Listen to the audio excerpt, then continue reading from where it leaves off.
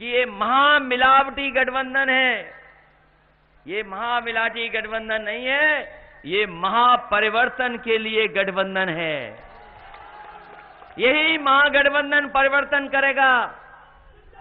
और जो सूचना आ रही है पहले चरण के चुनाव से, लोग साइकिल और हाथी और हैंडपंप की बटन दबा दबा करके उनको प्रत्याशियों को जिताने का काम कर रहे हैं।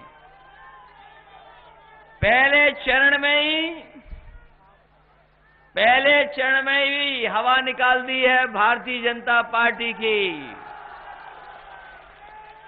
और हमें लगता है संभल आते आते हवा का पता ही नहीं लगेगा, ऐसी लोकसभा है ये।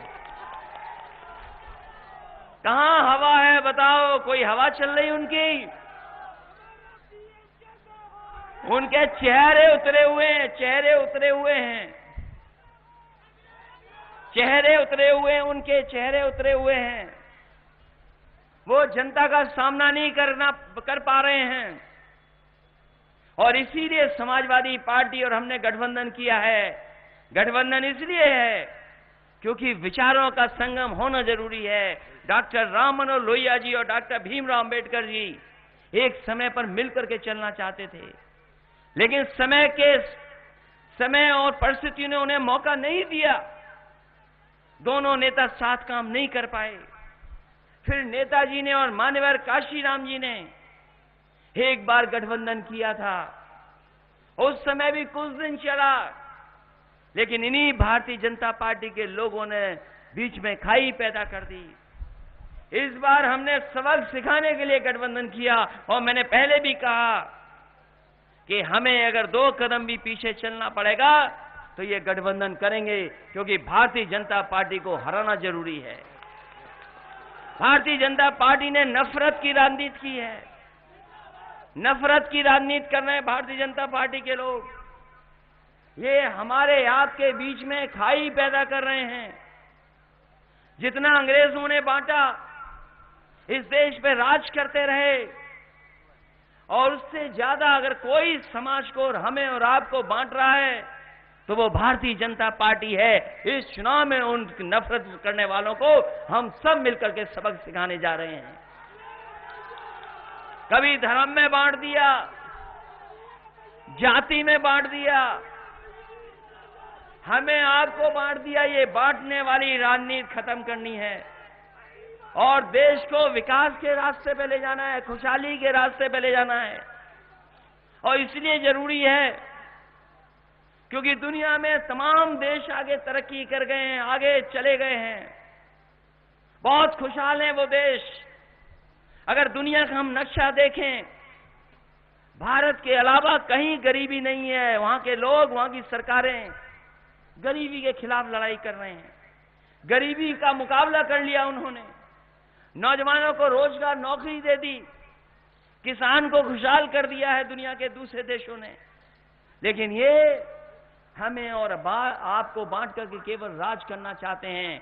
हम समाजवादी लोगों ने गठबंधन किया है और खुशहाली लाने के लिए गठबंधन किया है, कोई नफरत फैलाने के लिए गठबंधन नहीं किया।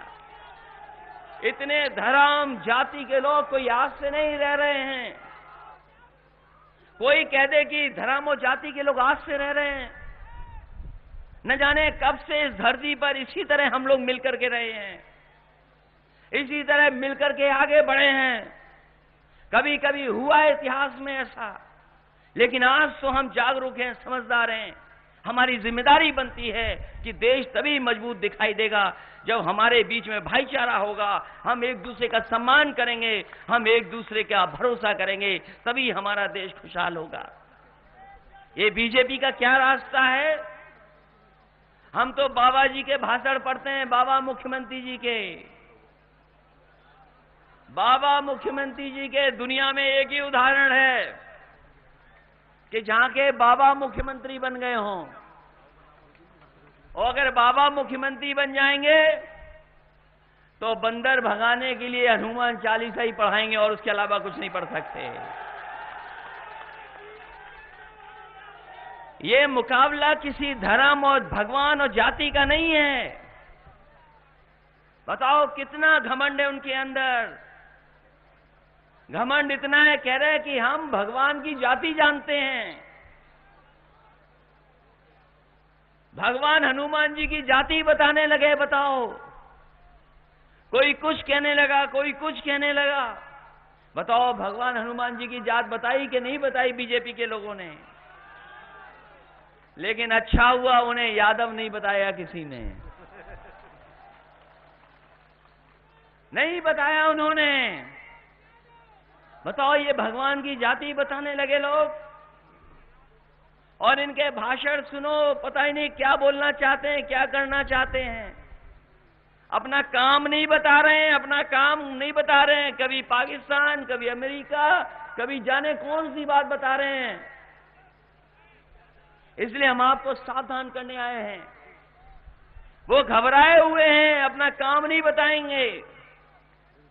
उन्होंने, याद कीजिए, हमसे आपसे गाय के नाम पर वोट मांगा था कि नहीं मांगा था।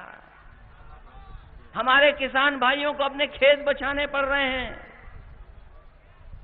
खेत बचाने पड़ रहे हैं। वो बात नहीं कहूंगा जो खेत में घुस जाते हैं, उनका नाम क्या रखा है आपने, हम वो नाम नहीं बताएंगे।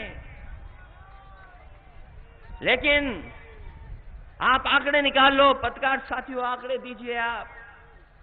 आज सबसे ज्यादा एक्सपोर्ट मीट का किसी ने बढ़ाया है तो भारतीय जनता पार्टी की सरकार ने बढ़ाया है। इसलिए झूठ बोलने वाली सरकार है ये।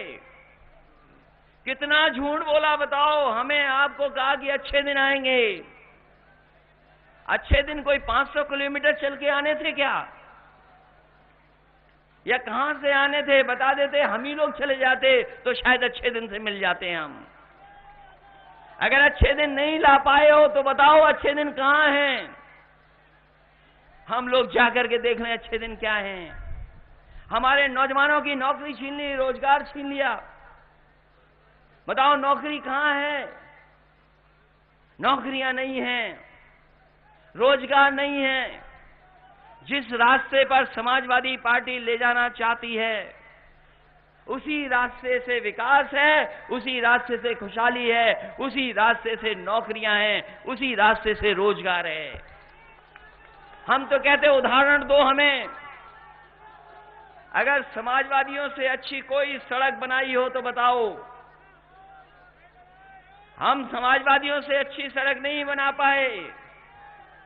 और जब कैराना का चुनाव हम जीते थे, तो मैंने कहा था कि लखनऊ से जाने के लिए कैराना 4.5 घंटे से ज्यादा नहीं लगना चाहिए।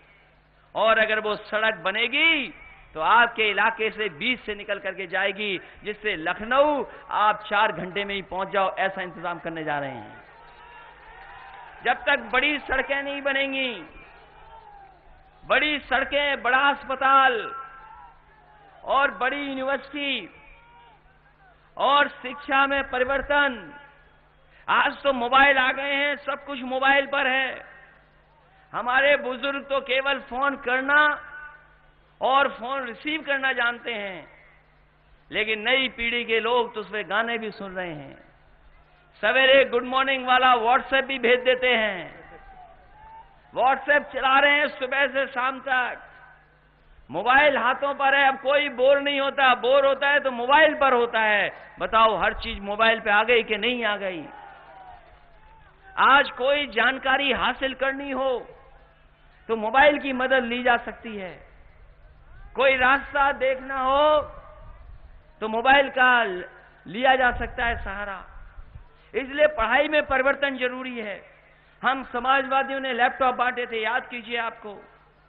आपकी सरकार होती तो अच्छी पढ़ाई करने वाले नौजवान बेटियां, नौजवान बेटों को लैपटॉप मिल गया होता, आगे पढ़ने शुरू कर देते। वो भी रोक दिया। और जो मिले भी होंगे, जिनके पास आज भी गांव में होंगे, खराब नहीं हुआ होगा। जब कभी चलाते होगे तो हमने उसमें नेताजी की ऐसी तस्वीर फिट की है कि जब ऑन करोगे तो नेताजी और हम ही दिखाई देंगे, कोई दूसरा नहीं दिखाई देगा। बताओ, अभी खराब नहीं हुए आपकी सरकार के दिए हुए। समाजवादी पेंशन छीन ली, समाजवादी पेंशन छिन गई और समाजवादी पेंशन मिलना शुरू हो गई थी और हमने तय किया था कि एक भी गरीब नहीं छूटेगा जिसको हम समाजवादी पेंशन न दे दें। यहां हमारे विधायक हैं, तमाम लोग हैं, ये जानते होंगे, इनकी हर विधानसभा में समाजवादी पेंशन मिलने लगी थी। हम 1000 रुपए कर देते महीने की, लेकिन ये सरकार नहीं बनी। आप दिल्ली की सरकार बनाइए, हम समाजवादी लोग 3000 रुपए पेंशन महीना देने का काम करेंगे। और इसलिए देना चाहते हैं, अगर आप देखो विधवा पेंशन अलग है, विकलांग पेंशन अलग है। दिल्ली और उत्तर प्रदेश से जो चल रही है पेंशनें अलग अलग चल रही हैं। कुछ में कुछ मिलता है, कुछ में कुछ मिलता है। हमने कहा कि हम समाजवादी लोग सब पेंशनों को मिला करके कम से कम 3000 रुपया महीना गरीबों को देने का काम करेंगे, चाहे वो विकलांग हो, चाहे विधवा हो और चाहे जो गरीब छूट गए हों। ये पेंशन आवाज देना शुरू कर दिया था और इसलिए आवाज देना शुरू किया था। बहुत दिनों से आवाज गरीबों को मिल रहे हैं, कभी 70,000, कभी 1 लाख कुछ पैसा, लेकिन सरकार का हिसाब किताब ऐसा चलता है।